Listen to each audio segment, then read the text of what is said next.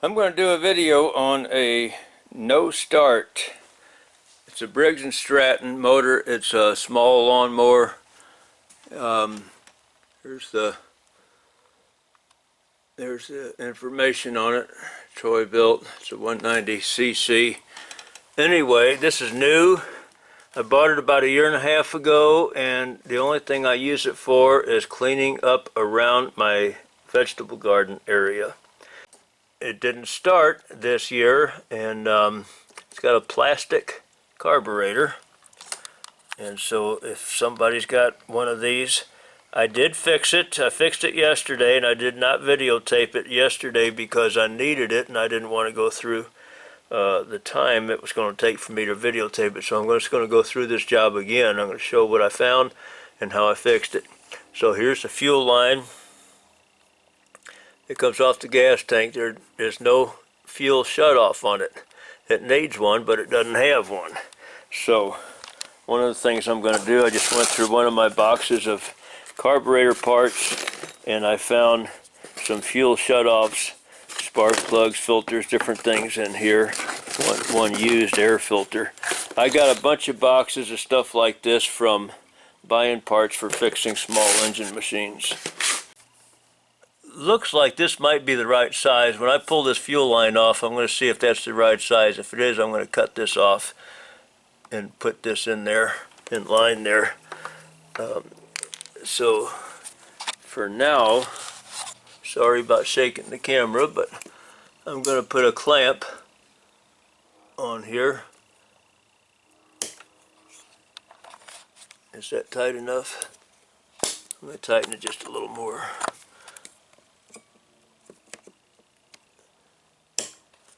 Okay, there's a vice grip, needle nose vice grip on there to, I believe these were 7mm, these two screws on the bottom here. One here and one over here on the back here where I'm tapping my finger.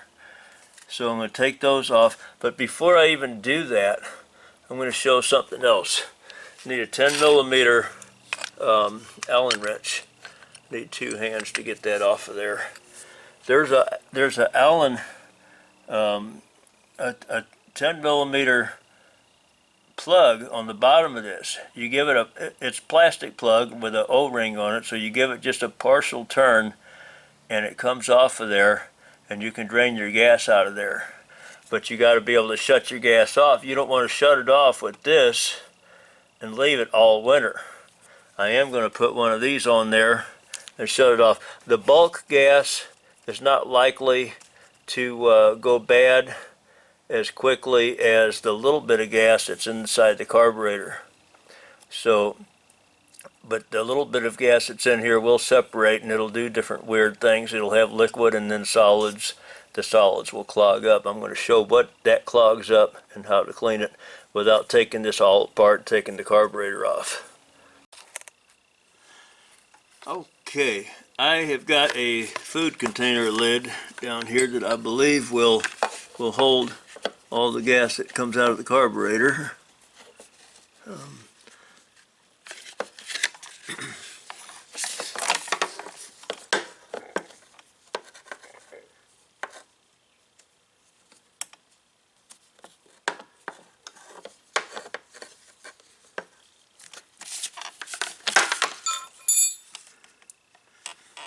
Actually, I thought that gas was going to drain out of this without this coming off all the way. It didn't. But that's fine, doesn't matter.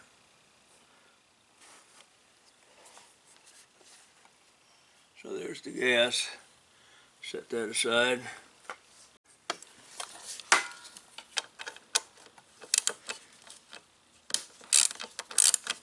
Seven millimeter. Gonna pop these loose, take them off.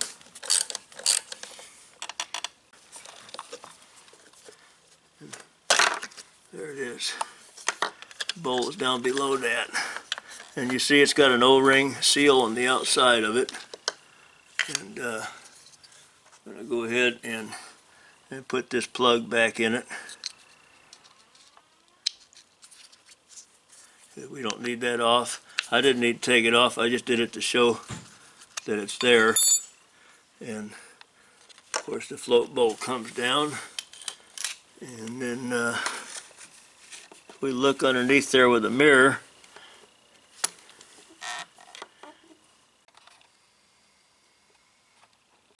Grab a little Allen wrench and use it for a pointer.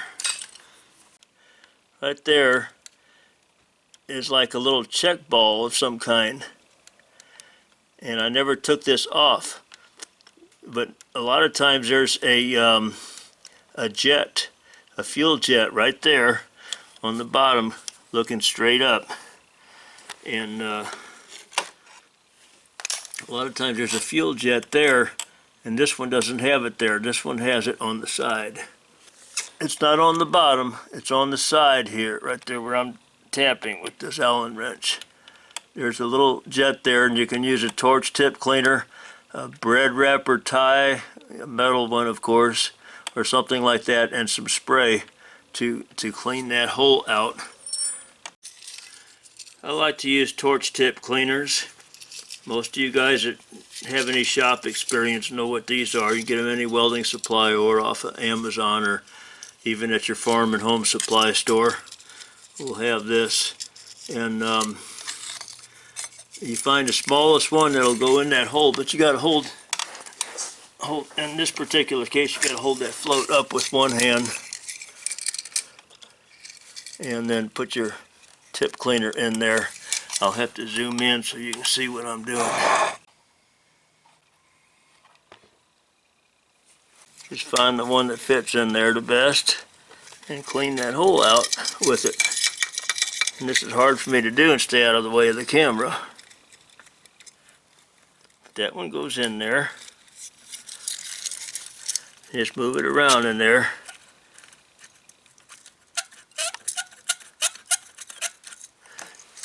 And then you just keep going bigger on those sizes until you get one that won't go in there. And you also can take a can of spray. Now I got it back out on the camera. Take a can of carburetor spray, or in this case I'm using brake cleaner, and you put that straw tight in that hole and blow it in there. And then if you see it coming out everywhere but that hole, then you know you've got clearance.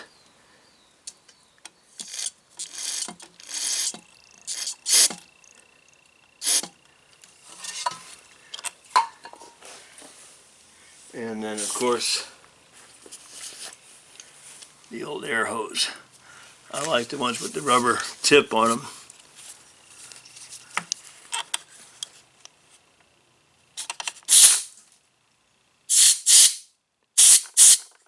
But mine's already clean because I did this yesterday. I just wanted to show, since I have not done one on one of these before, I just wanted to show what's in there on that one. So I had to clean the bowl out. It had some crusty stuff, some white crusty stuff getting started on it. I cleaned all that out of there and put it on. You want to remember how your bowl was in there. In my case, this piece on the little block on the side here was to my left when I put that in. And so I can just line up my holes, put the screws in there, and then tighten them down. I got it all back together. Of course, all I had to do is put the float bowl back on, take my vice grip off. I've decided not to put that fuel line in there, or that shut off in there. I may do that one day, but just doesn't give me a whole lot of room to put it on. So I may do that someday, but the little vice grip is handy for that. But it's not a good idea to leave the vice grip on over the winter. So I guess what you probably ought to do, pull this fuel line off the carburetor and drain it out into a bowl of some kind, the gas can or tank. You can suck the gas out of there with something. I got these things here. This is a small one. I got a bigger one too. vacuum thing, just like a big syringe that you suck liquids out of stuff with. You can do that. Pull it out with that and squirt it into something. Get all the gas out of the tank and then drain it out. You can drain it out the bottom of the carburetor with that 10 millimeter Allen wrench. I'm going to roll this thing outside and fire it up. Before I start it up, I want to show on this particular model, I'm going to show how to test it before you find out that it's the carburetor stopped up.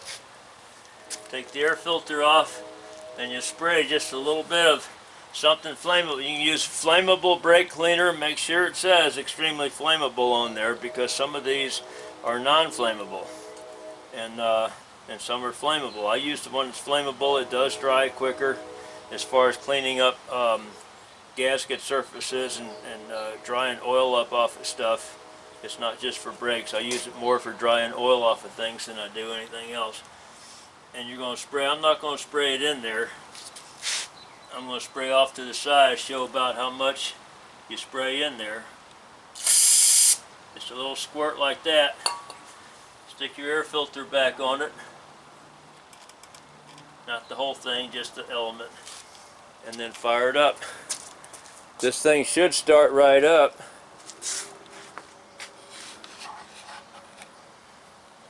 This thing should start right up because I did this cleaning yesterday, and then I used it and I ran it for, I don't know, half an hour.